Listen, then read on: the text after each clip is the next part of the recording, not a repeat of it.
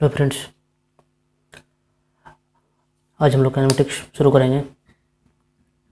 Kinematics में specially हम लोग फोकस करेंगे मोशन इन वन डायमेंशन। सबसे पहले हम लोग देखते हैं काइनेमेटिक्स क्या है। सबसे पहले हम लोग देखते हैं कि टर्म आपने सुना होगा मैकेनिक्स। मैकेनिक्स क्या है? पहले मैकेनिक्स को इस तरह से डिफाइन किया गया है, it is the branch of physics which deals with the study of motion of physical body. किसी भी फिजिकल बॉडी का मोशन को स्टडी करेंगे तो वो मैकेनिक्स के अंदर करेंगे। इसको फर्दर डिवाइड किया गया है 3 कैटेगरी में। वो है स्टैटिक, काइनेमेटिक्स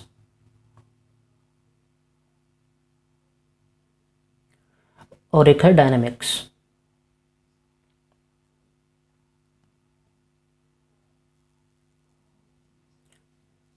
फटाफट देख लेते हैं स्टैटिक, काइनेमेटिक और डायनामिक्स क्या है। स्टैटिक्स में बेसिकली हम जो बॉडी रेस्ट पे होता है उसको स्टडी करते हैं। काइनेमेटिक्स में हम लोग बॉडी के मूवमेंट को स्टडी करते हैं, वो भी without its cause. Study of motion of a body without taking consideration of its cause, मतलब वो क्यों मूव कर रहा है, ये एक फोर्स हम लोग वगैरह कंसिडर को नहीं करते हैं। जब जो फोर्स वगैरह हम लोग काइनेमेटिक्स में छोड़ दिया वो हम लोग डायनामिक्स में डील करते हैं। It is cause for motion. If a body is moving there will be definitely a force. वो फोर्स हम लोग डायनामिक्स में स्टडी करेंगे। ओके, अब 2 टर्म बार बार यूज कर रहे हैं। कौन कौन से टर्म यूज कर रहे हैं? Rest and motion. रेस्ट और मोशन का मतलब क्या है, पहले इसको देख लेते हैं।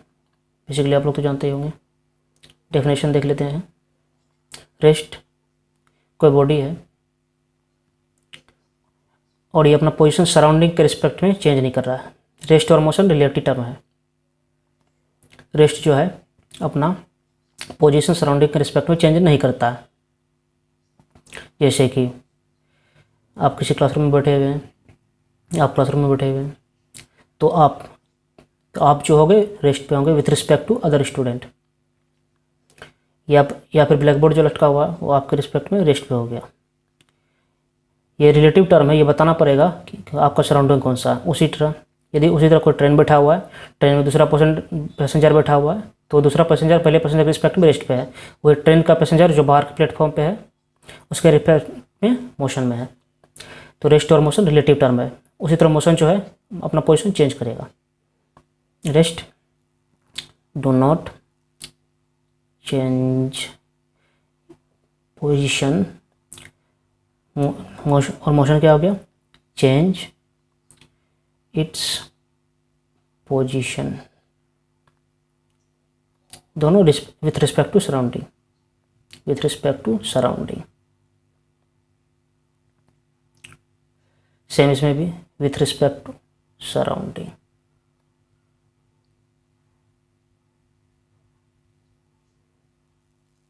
तो रेस्ट और मोशन हम समझ गए। उसके अलावा हम आगे स्टडी करेंगे। आगे बढ़ने से पहले एक इम्पोर्टेंट चीज़ है, वो हम लोग कंसिडर करेंगे। किसी भी बॉडी का आर्बिट्ररी शेप का वो होगा, इसको हम लोग पॉइंट मास की तरह ट्रीट करेंगे। कोई भी बॉडी को हम पॉइंट मास की तरह ट्रीट करेंगे, मतलब इसका पोजीशन हम यहाँ से लेंगे। It is a point mass की तरह ट्रीट करेंगे।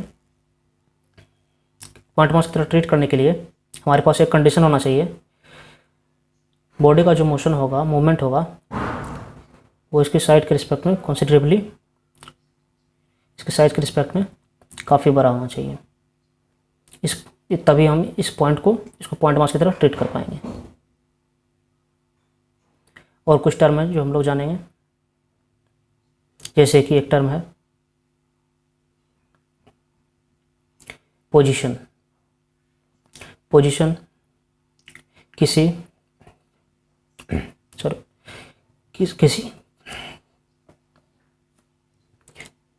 पोजीशन की कोई भी एक रेफरेंस पॉइंट होगा तब डिफाइन होगा। तो ओरिजिन के रिस्पेक्ट में ये एक्स एक्सिस है, इस पॉइंट के रिस्पेक्ट में throughout the chapter one dimension के बारे में डील करेंगे, इसीलिए हमने एक ही एक्सिस लिया एक्स एक्सिस। ये कोई भी हो सकता है, y axis, z axis, generally x axis लेते हैं क्योंकि एक ही डायरेक्शन में डील करना है। ये रेफरेंस पॉइंट है, इस रेफरेंस पॉइंट के रिस्पेक्ट में हम पोजीशन बताएं किसी भी ऑब्जेक्ट का। सपोज ये object x equal to 5 metre पे है, तो पोजीशन इसके रिस्पेक्ट में ये 5 मीटर, इसे ऐसे सिर्फ 5 मीटर बोलने में कुछ मतलब नहीं होगा, इसलिए रेफरेंस पॉइंट डिफाइन करना होता है। एक रेफरेंस पॉइंट के रिस्पेक्ट में वो पोजीशन 5 मीटर है। ओके, पोजीशन के बाद आगे दो टर्म आता है, डिस्टेंस और displacement.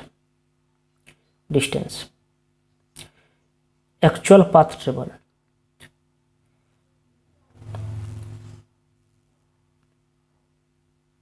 Actual path travelled, actual path जो ट्रेवल करेगा कोई बॉडी वो उसका डिस्टेंस होगा। डिस्प्लेसमेंट क्या हो गया, शॉर्टेस्ट डिस्टेंस,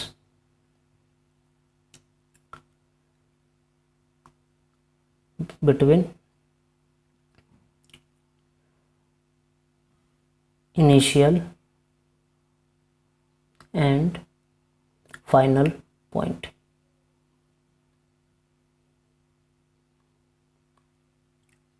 फॉर एग्जांपल, एक बॉडी यहाँ ए पॉइंट से स्टार्ट करता है, बी पर जाता है, बी से सी पर जाता है, सॉरी सी पे जाता है, यहाँ पे है ए से बी पे, बी से सी पे गया। तो एक्चुअल पाथ ट्रेवल क्या हो गया, एक्चुअल पाथ ट्रेवल हो गया distance that is A B plus B C, यहाँ से यहाँ से यहाँ गया। और शॉर्टेज डिस्टेंस क्या हो गया, ये और हो गया ये ए से सी। तो हमारा डिस्टेंस हो गया एक्चुअल पाथ ट्रेवल और डिस्प्लेसमेंट हो गया शॉर्टेज पाथ। और डिस्टेंस का यूनिट होता है मीटर, डिस्प्लेसमेंट का भी मीटर।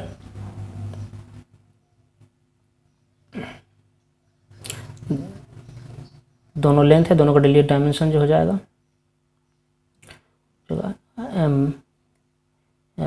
L T. और डिस्टेंस हमारा वेक्टर है, सॉरी स्केलर है, और डिस्प्लेसमेंट वेक्टर है। और डिस्टेंस डिस्प्लेसमेंट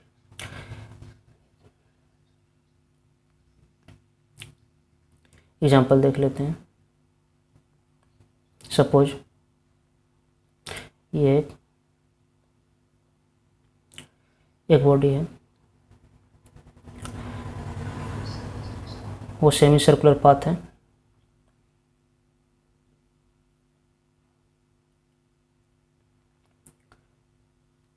यहाँ से ट्रेवल करता है, यहाँ तक आता है। ये उसका रेडियस है 5 मीटर, सेंटर ये होगा। तो डिस्टेंस हमारा हो गया सेमी सर्कुलर पाथ का perimeter 2 pi r divided by 2, that is pi r, that is 5 pi metre. और डिस्प्लेसमेंट हो जाएगा हमारा 2r, ये this one, that is 2 into 5 10 metre. और डायरेक्शन हमारा हो गया, इसको एक्स एक्सिस कंसिडर करते हैं, along plus x axis direction.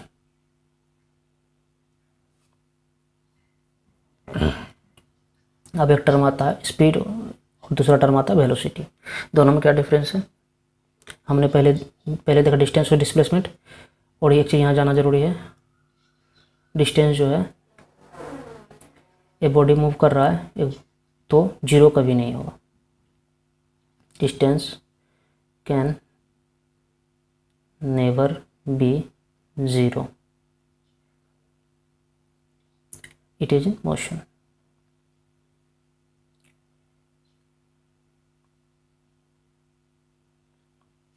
Motion हो गया, but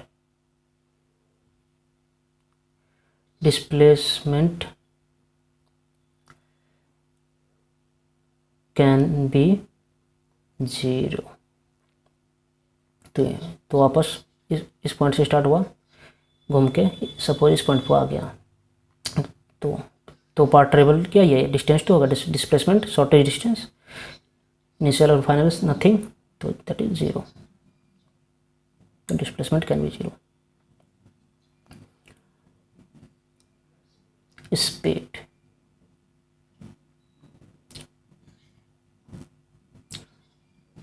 let's study it comparatively. On the other hand we have velocity.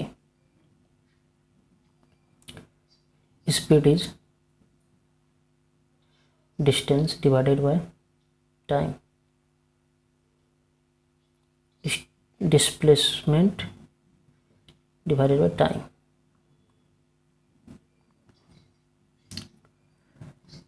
This is the basic formula. Okay. Speed is distance divided by time, and velocity displacement divided by time. And speed is a scalar, velocity is vector since it is to have direction.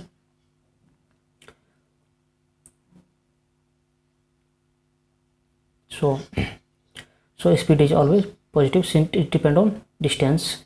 Distance cannot be negative and cannot be 0, so it is always positive. It can be positive, negative, and is 0 since it is depending on displacement. Displacement can be positive, negative, or 0 likewise, and the velocity will be positive, negative, and 0.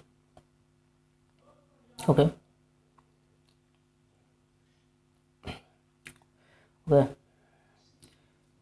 Let's see some of the graphs. Suppose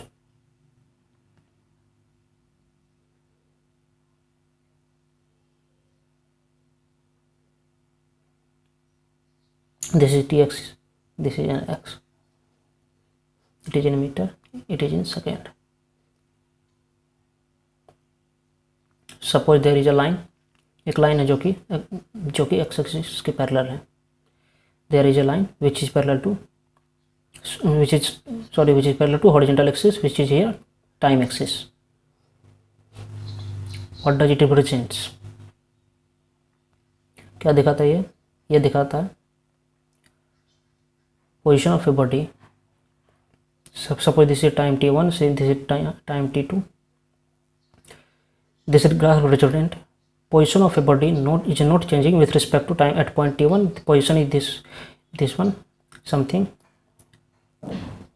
corresponding to this particular point. At point t2 its position is same, corresponding to this same particular point. Throughout the time you can see from the graph its position is not changing. So we can conclude from this graph that the body is at rest since its position is not changing. Graph से हम क्या देख सकते हैं, इसका position change नहीं हो रहा है, तो ये रेस्ट पे है, रेस्ट पे, ठीक है, रेस्ट पे ये, इसका मतलब वेलोसिटी नहीं है, स्पीड भी जो. और दूसरा देखते हैं, अभी हम लोग स्ट्रेट लाइन में डिस्कस कर रहे हैं, तो एक ही डायरेक्शन में मोशन पड़ रहे हैं. इस केस में वेलोसिटी कैसे निकालेंगे, ग्राफ की मदद से. सपोज ये हमारा x है, t मीटर में, सेकेंड में ये ग्राफ है. एक चीज़ क्लियर कर दूं, xt ग्राफ जो होता है ये पाथ नहीं है, पाथ ये स्ट्रेट लाइन ही मूव कर रहा है. ये जो हमारी ये ऑब्जेक्ट है, ये सपोज एक कार है, एक कार जो मूव कर रहा है किसी स्ट्रेट लाइन में मूव कर रहा है. कार ये मतलब ये डायरेक्शन नहीं है, ये ग्राफ है. ये क्या रिप्रेजेंट कर रहा है, इस तरह से t1 में ये पोजीशन था, सेम वही चीज़ t1, इस बार इसका पोजीशन जो है चेंज हो रहा है, x1 x2, इस बार पोजीशन इसका चेंज हो रहा है, x1 से x2 जा रहा है. ओके.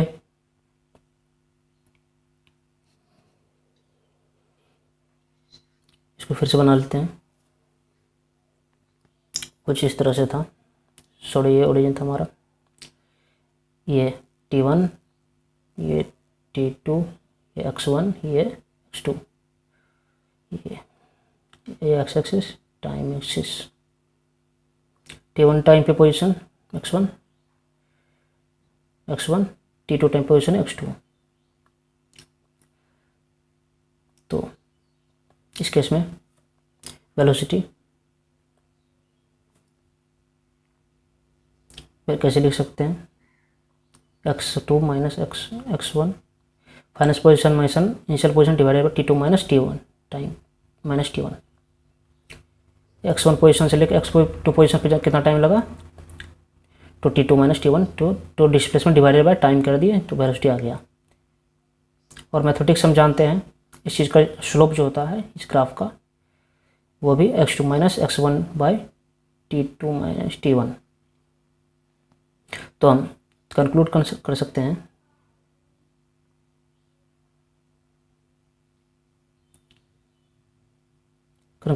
हैं slope of xt graph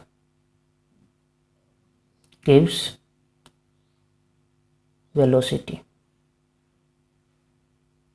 slope निकालेंगे वेलोसिटी पता चल जाएगा। ओके, स्लोप निकाल लेंगे वेलोसिटी पता चल जाएगा, या फिर स्पीड। हम 1D में स्टडी कर रहे हैं तो इसीलिए। ऑलराइट, अब इसमें एक चीज़ है देखना चाहते हैं, स्ट्रेट लाइन था, स्लोप निकाल लिया। सपोज यहाँ हमारा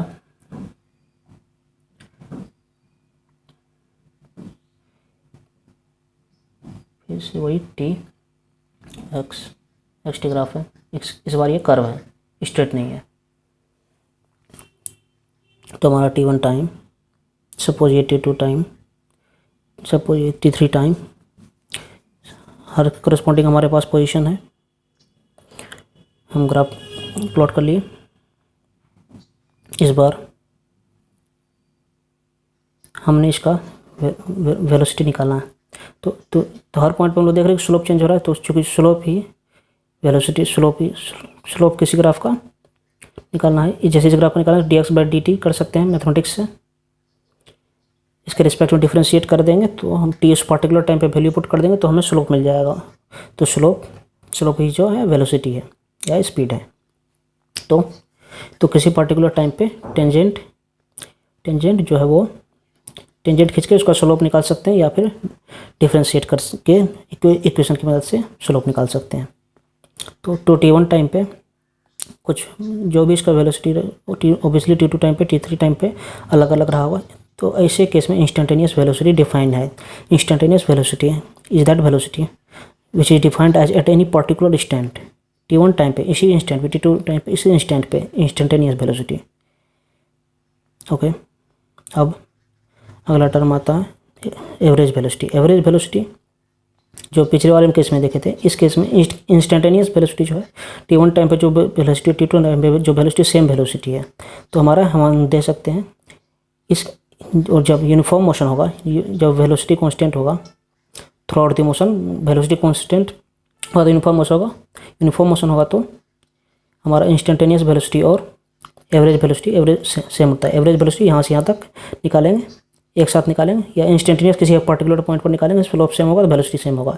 इस केस में इंस्टेंटेनियस वेलोसिटी स्लोप डिफाइन होगा और एवरेज वेलोसिटी हम निकालेंगे। एवरेज वेलोसिटी दो टाइम में T1 T2, तो यहाँ से यहाँ स्ट्रेट लाइन ज्वाइन करेंगे और ये डेल्टा एक्स हो गया, डेल्टा टी हो गया। तो delta x by delta T, delta x2 minus x1 और T2 minus T2 average velocity. इसी तरह T2 T3 के बीच में सेम निकाल देंगे, एवरेज वेलोसिटी, इंस्टेंटेनियस वेलोसिटी। और इस तरह मोशन हो गया, नॉन यूनिफॉर्म मोशन हो गया, क्योंकि वेलोसिटी चेंज हो रहा है। कि किस तरह का मोशन होता है, यूनिफॉर्म मोशन। क्योंकि वेलोसिटी चेंज नहीं हो रहा। और ये हमारा किस तरह का वेलोसिटी हो गया, नॉन यूनिफॉर्म। ओके, ये हमारा नॉन यूनिफॉर्म वेलोसिटी हो गया। ठीक है, अब कुछ रिलेशन देख लेते हैं ग्राफ में। सही, ये एक्स, ये टी, एक हमारा ये स्ट्रेट लाइन है, इसका मतलब स्लोप कांस्टेंट है। Slope equal to constant, that means velocity constant. Straight line है, मूव कर रहा है, तो वेलोसिटी कांस्टेंट है। तो तो तो इसको हम, इस ग्राफ को देख के हमें एक वीटी ग्राफ बनाना है। Time and velocity metre per second. ये तो हमारा एक्स टी का स्लोप कांस्टेंट है, तो इसका स्लोप वो हमारा वेलोसिटी है, तो वेलोसिटी कांस्टेंट। तो straight parallel to time axis, same value of velocity, अलग अलग टाइम पे सेम वैल्यू है। इस तरह से हम ग्राफ से हम बता सकते हैं वेलोसिटी कांस्टेंट है, ये यूनिफॉर्म मोशन होगा। एक्स टी ग्राफ में कांस्टेंट स्लोप होगा तो यूनिफॉर्म मोशन होगा। ओके, और हमारा सपोज एक्स टी ये चेंज कर रहा है, स्लोप चेंज कर रहा है, यहाँ से यहाँ तक स्लोप चेंज कर रहा है, तो बता सकते हैं स्लोप इज नॉट सेम, तो थ्रू आउट स्लोप चेंज कर रहा है तो नॉन यूनिफॉर्म मोशन हो जाएगा। और बीटी ग्राफ पे दिखाना होगा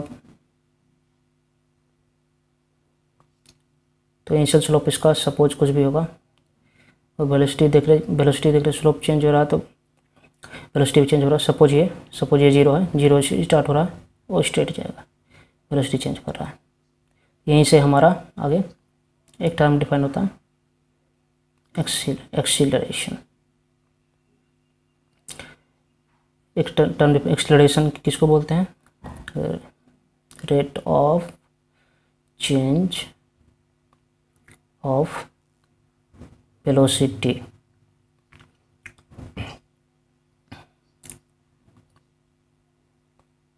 एग्जाम्पल इसमें करेंगे तो समझ में आ जाएगा। एग्जाम्पल मस्ट होता है फिजिक्स में। एक्सीलरेशन एक टर्म डिफाइन कर लेते हैं, rate of change of, rate जहाँ भी आएगा वहाँ रेट का मतलब समझाना, पूरे फिजिक्स में रेट आएगा नीचे टाइम से डिवाइड होने वाला है। रेट का मतलब सीधा क्या समझिए, टाइम से डिवाइड होने वाला है। एक्सीलरेशन इक्वल टू, सबसे पहले जान लेते हैं यूनिट, यह है metre per second square. Okay, और इसका ये भी वेक्टर क्वांटिटी है। और फॉर्मूला लिखना चाहे तो delta we divided by delta T, change in velocity divided by change in time. इसको v2 minus v1 bye t2 minus t1। अब ये जो ग्राफ बनाए थे यहाँ से भी देख सकते हैं, इसके एक्सेलरेशन में rate of change of velocity, यानी कि वेलोसिटी चेंज होगा तो एक्सेलरेशन होगा, डेल्टा भी होगा तो एक्सेलरेशन होगा। डेल्टा भी यही 0 हो गया तो चेंज ही नहीं हो रहा तो एक्सेलरेशन भी नहीं होगा। इसीलिए यहाँ देख सकते हैं वेलोसिटी सेम है थ्रू आउट। तो हम फॉर्मूला लगा लेते हैं T1 T2, T1 पॉइंट पे, T1 2 पॉइंट पे ये वेलोसिटी है। डेल्टा वी का वैल्यू इसमें 0 हो जाएगा, इसीलिए एक्सेलरेशन भी 0 हो जाएगा। वेलोसिटी कांस्टेंट है, इस केस में वेलोसिटी चेंज हो रहा है। T1 T2 B1 B2 velocity change हो रहा है, तो इसका क्या मतलब हो गया कि इसका एक्सेलरेशन होगा। एक्सेलरेशन जो है इस बार क्या कंक्लूड कर सकते हैं, एक्सेलरेशन स्लोप है ऑफ वीटी ग्राफ स्लोप ये है v2 माइनस v1 क्या देता है, gives acceleration. Okay, slope of vt graph gives acceleration. Okay, एक और छोटा सा चीज़ है, देख लेते हैं। सपोज, फिर से एक example, x sorry v velocity time, velocity time graph करो कुछ एरिया, सपोज ये t1 से t2, ये वेलोसिटी टाइम ग्राफ का जो एरिया देता है, जो दे देता है डिस्टेंस, ओके, डिस्टेंस दे देता है वेलोसिटी टाइम ग्राफ का, या फिर डिस्प्लेसमेंट, डिस्प्लेसमेंट हो गया, डिस्टेंस या डिस्प्लेसमेंट। सपोज इस तरह का वेलोसिटी प्रोफाइल हमारे पास दिया हुआ है, ये 5 वेलोसिटी मीटर पर सेकेंड, और ये -5, ये टाइम दिया 10 सेकेंड 20 सेकेंड। सपोज यहाँ से वेलोसिटी बढ़ना शुरू होता है, पता घट के 0 हो जाता है, 10 सेकंड में 0 हो जाता है, उसके बाद उसका अपोजिट डायरेक्शन में मोशन ये है, यहाँ से इस पॉइंट तक गया, यहाँ तक जाते जाते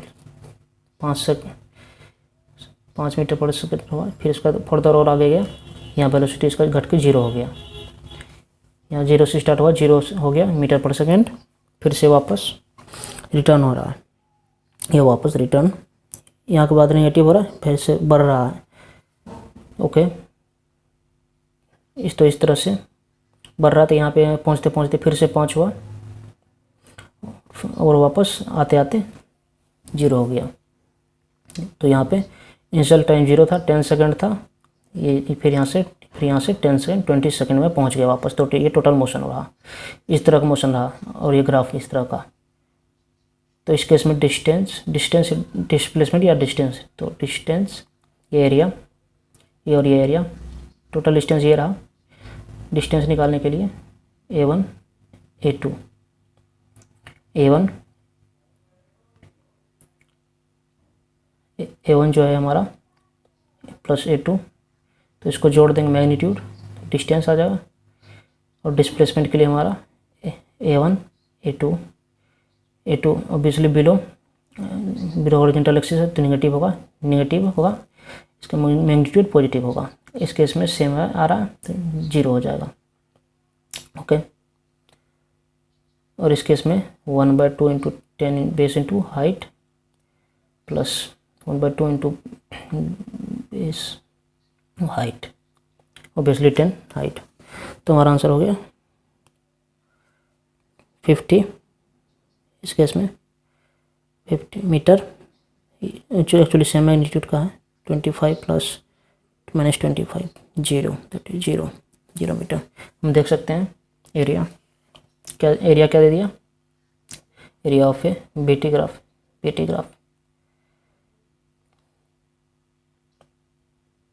ओके, थैंक यू।